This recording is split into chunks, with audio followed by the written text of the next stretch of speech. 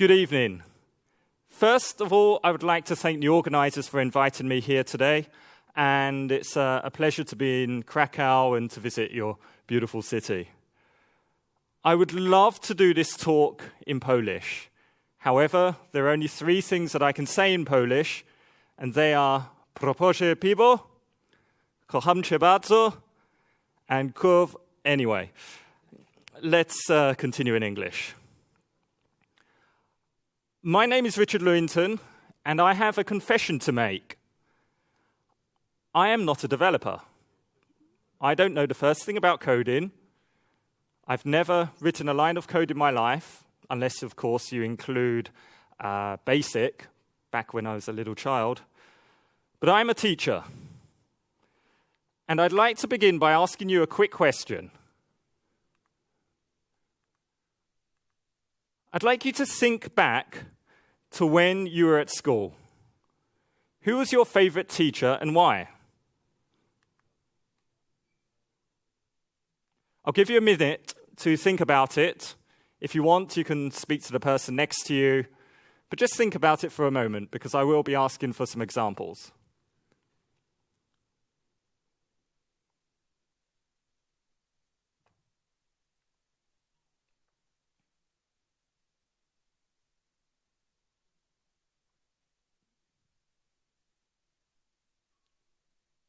Okay, would anybody like to volunteer their answer?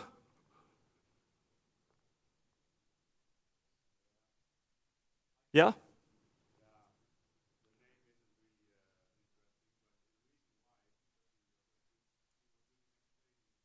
Okay, he was good at explaining the topic. Anything else? Anybody else that you can think of, or you all had bad teachers? I had a math teacher. She was kind but also demanding. Okay. Kind but demanding. Anything else? Okay. So I recently did a survey where I asked about 50 people the same question, and this was the result. He or she was my favorite teacher because their classes were not boring. They made learning fun. They made the lesson interesting. They were empathic towards the students, and it wasn't just a job to them. They actually cared. They told great stories which inspired me. They made me think rather than just teach by just telling me. They had a sense of humor, and they made me laugh. We learn much better when we're enjoying ourselves. They were a little crazy. We're all attracted to crazy in some way or another, right? And they taught me how the world worked. Most importantly, they were attractive. We like to look at an attractive teacher. Yeah? It's not always the case, but, it's better when it happens. So in summary, we remember and learn better when we enjoy our learning experience. So I'd like to continue with a brief history lesson. In the last 100 years, we have seen massive changes in our classrooms, from the introduction of projectors, televisions, video players, computers, tablets, and interactive whiteboards. But how many of these tools really aid learning? How many just sit around in a corner gathering dust and are not fulfilling their true potential? I remember when I was in primary school, we had a single BBC computer for the whole school, BBC Micro, dedicated to the whole school, that even the teachers didn't know how to use, yet alone how to aid students. In recent years, interactive whiteboards have become all the fashion, and nearly every school has installed them into their classrooms. Now they're just used as glorified and even very expensive versions of projectors, while again not fulfilling their true teaching potential. And nowadays, we have augmented and mixed realities. From Pokemon Go to HoloLens to Magic Leap to Apple AR Kit, it seems that every company is jumping on the AR bandwagon. When Microsoft HoloLens first released in 2016, it came packaged with an application called Holoanatomy. Developed by Case Western Reserve University and Cleveland Clinic, Holoanatomy allows the user being medical students, to view the different systems of the human body overlaid on top of each other. I'm going to show you an example of me using it.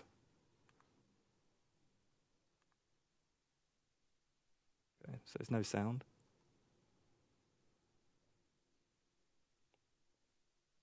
Okay, so I'll talk you through it. Basically, we see the human body.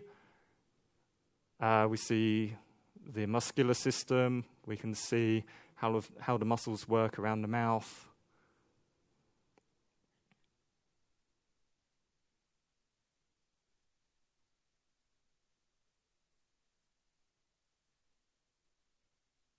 And different body parts, they come in. So we have the organs from the gastrointestinal system. So we can see the liver and the stomach, and I can walk around it.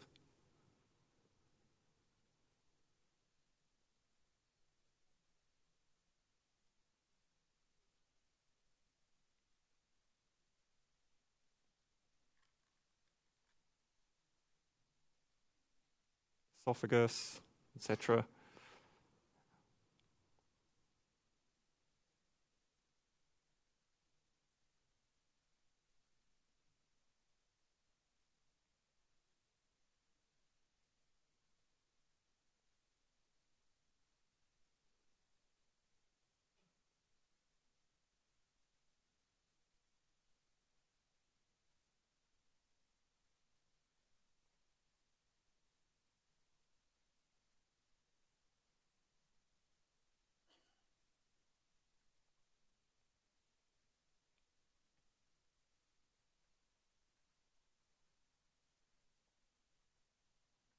So you can see the different body systems, how they all work. And it gives me a little quiz. So it actually asks me which one is the liver.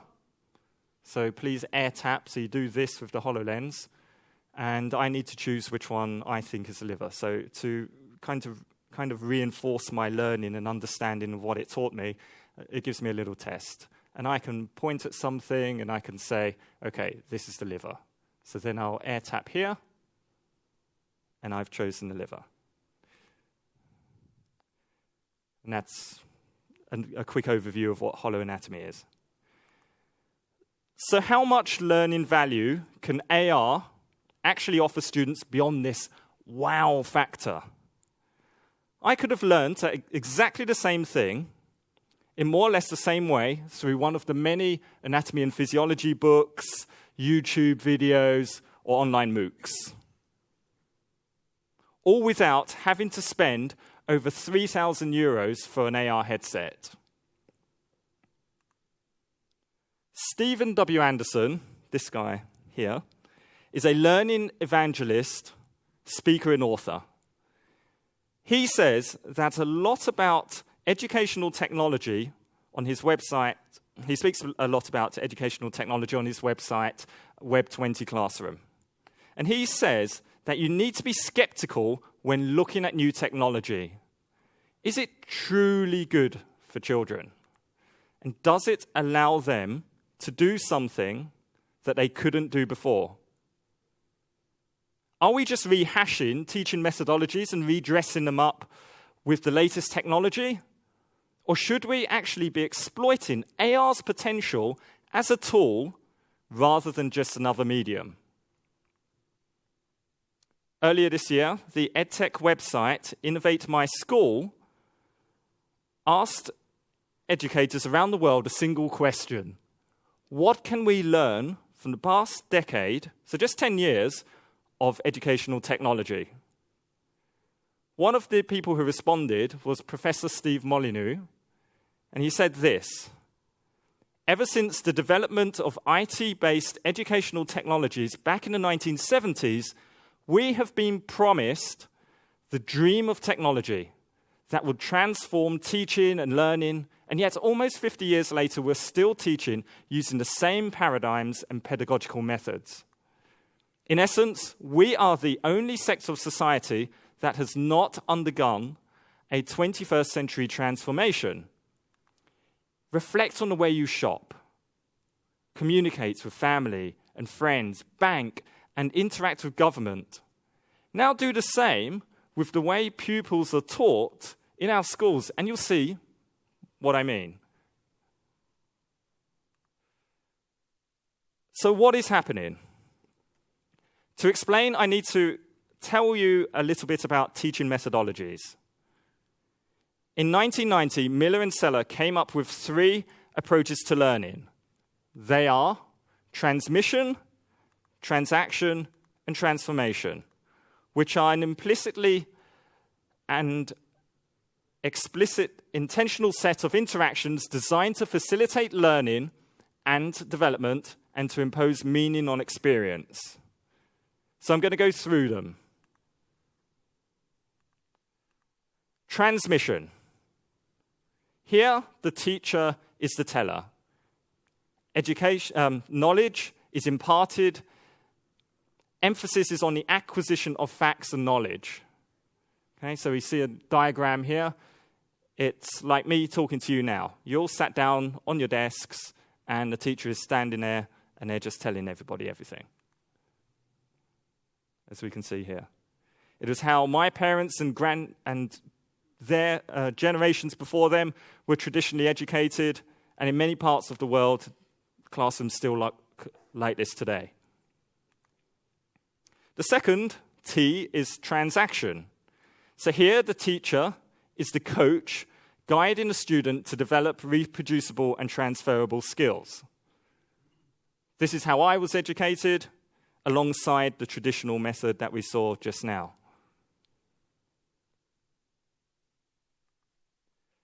And now, in the 21st century, we have the transformation method.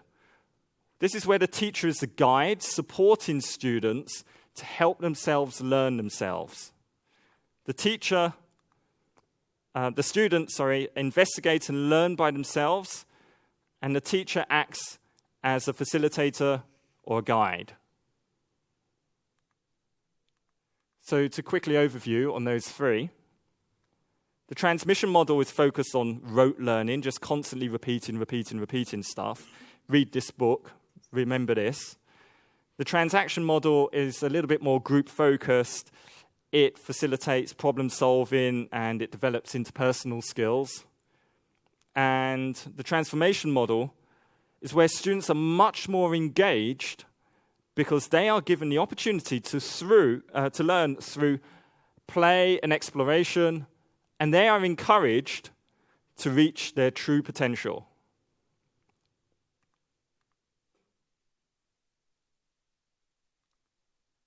So why am I standing here, the teacher, speaking in a tech conference, talking to all of you about this?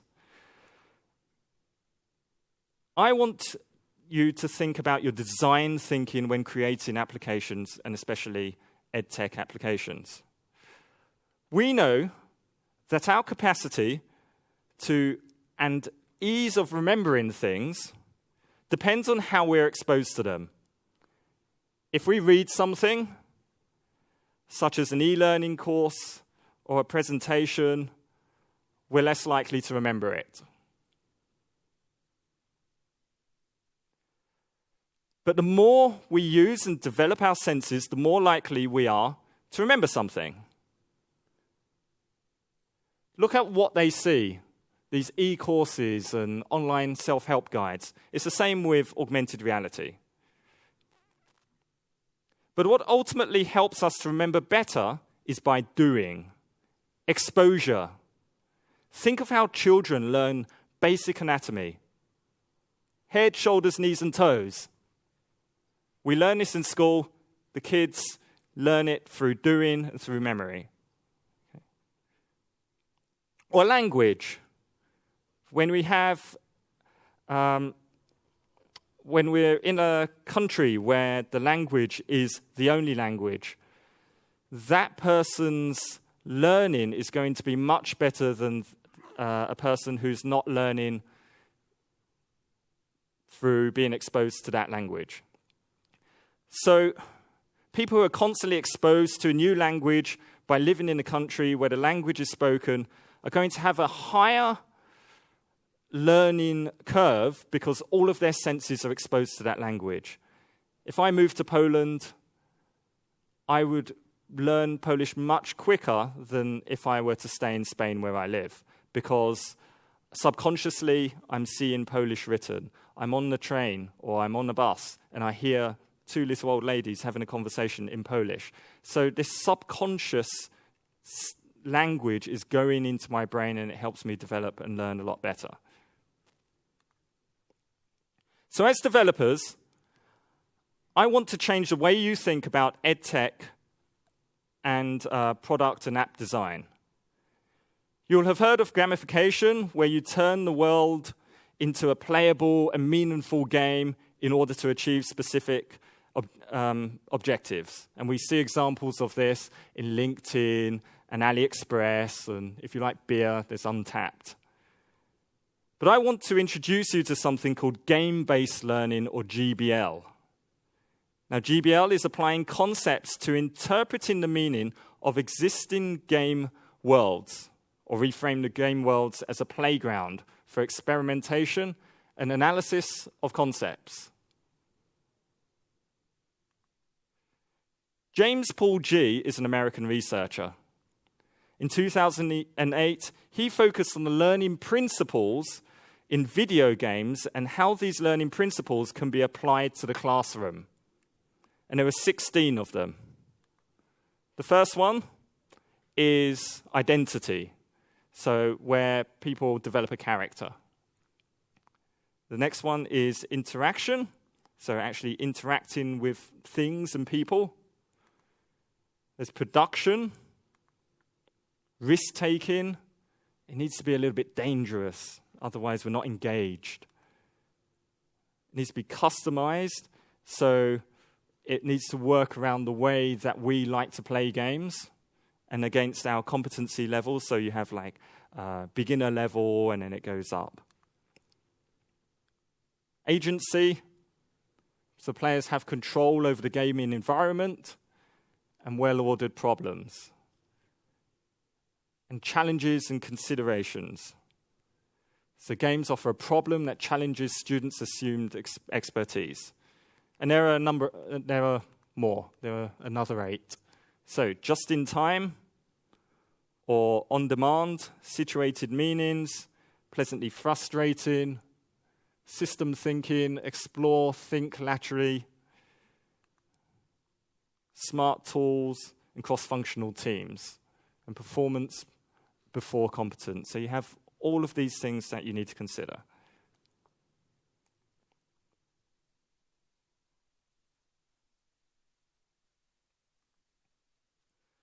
Einstein said that education is not the learning of facts, but the training of the mind to think.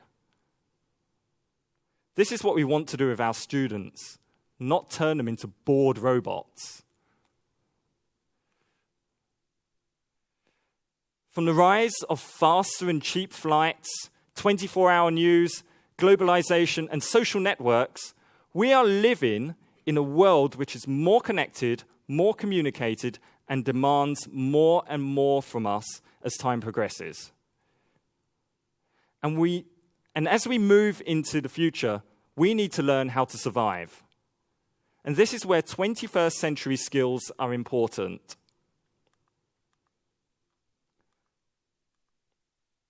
21st century skills is comprised of 4 C's: critical thinking, collaboration, communication, and creativity, which each umbrella a whole range of important skills that we need if we want to compete in this world.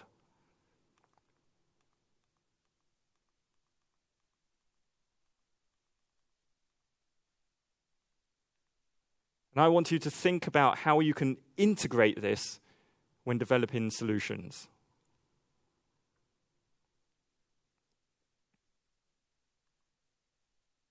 So you need to make it analytical, make it collaborative, make it communicative, make it creative, so that in the end, the end user can learn, remember, and develop themselves much, much better. So how can we fully embrace this technology? Asobo Studio recently released Fragments for the HoloLens. Here, you are a detective in a first-person crime thriller. Your room is a crime scene. You have to uncover clues. Sometimes you find things hidden behind your furniture. And you're dealing with life-size holographic characters. And they're aware of your presence, and they interact with you in your space as if you are really in the room, and as if they are really in the room. And although it's not an EdTech product, I will give you an insight to how the technology can be embraced rather than, it gives you an insight into how the technology can be embraced rather than the transmission-based model that we saw earlier with Hollow Anatomy.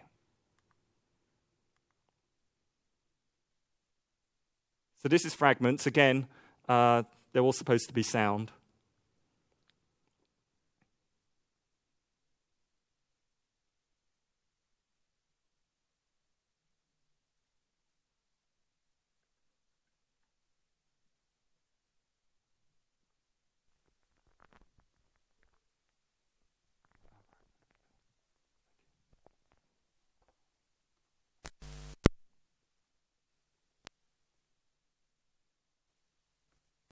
As amazing as the game was, placing evidence in your world. I'll jump back just so you can see the introduction to that. Fragments is a game on the HoloLens where you are the star of an interactive crime drama, where you use your cunning to solve authentic mysteries that take place in your world. To really feel like you are the star, you're not playing a character, you're not somewhere else. These mysteries are actually brought into your space, your living room, your kitchen, your bedroom. So the more immediate and the more natural we can make the interactions with the characters in the game, the more it'll innately feel like it's about you and that it's not about somebody else. The scan you just completed will allow the NIU to place fragments of memories in your world. As amazing as the game was, placing evidence in your world, moving this AI character around your environment, all the actual people in this story, Ruth, Kirkland, Sarah, Sam, they all took place behind a holographic screen on the wall. We realized that we were missing a huge opportunity to immerse the player, especially in connecting the player with these cast of characters that they solve crimes with. So we went through an ideation process with our partner Asobo to develop an alternative to this glass wall that we had developed. We came up with ideas like a holotube, a magical robot that would follow you around, an octagon where characters could exist in the octagon. We went through a ton of things until Asobo came to us and said, hey, we have this amazing tech we're using for Conquer. We understand what a couch is. We understand what a chair is. Why don't we actually bring the characters out of the wall, put them in your world, we'll call it the Hollow Call, and players will feel immersed and have natural conversations with these fictional characters. This is Sarah Barnes, our biotech and forensic analyst. Nice to meet you. And you get the idea. Okay, we're running short of time, so I need to cut the video. So why should you build an EdTech product? In March this year, there are 200,000 educational apps on the Apple Store alone. 700,000 educational apps downloaded at an average cost of $4.99 per download. This is from CNET from this year. The EdTech market is growing. Since 2005, EdTech startups have raised investments of over $10 billion, and by the end of 2018, the EdTech sector will be a $60 billion market. People want to learn. Just 3 days ago, this was the headline to a news story on CNET.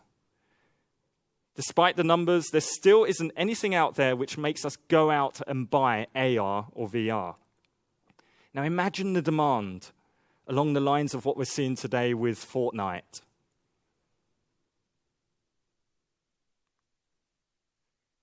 So what can we use? Well, I'm sure a lot of you know about the game engine Unity. Costs you approximately $35 to $125 a month.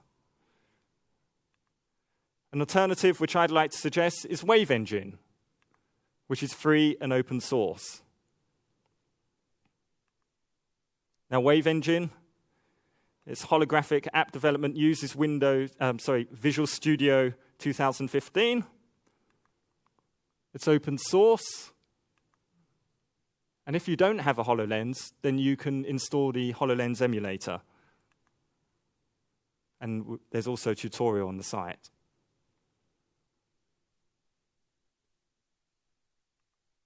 Here's Wave Engine in work. So in Visual Studio, opening up the emulator.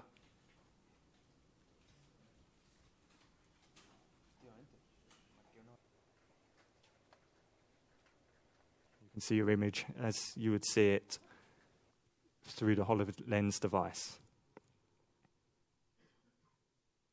The good thing about Wave Engine is that you only need to compile once, but you can deploy it anywhere.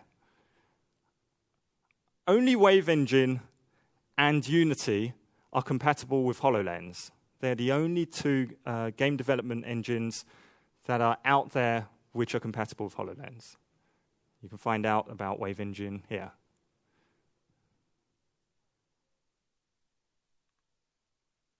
So to summarize, when you're creating this kind of application, does the application transform the user? Will they undergo a personal change? Will the user's learning develop through self-discovery and through minimal interference? Try and incorporate 21st century skills into your development and GBL. Does the application make the user think critically, collaborate, communicate, or create? Do you really need to invest so much money into an expensive development engine, or something like Wave Engine suit your needs? And does the user have the opportunity to play? We love to play. Is the application fun? Is it engaging? I would like to leave you with a final note from John Dewey, who was an American philosopher. And he says that if we teach today as we taught yesterday, we rob our children of tomorrow. Thank you very much.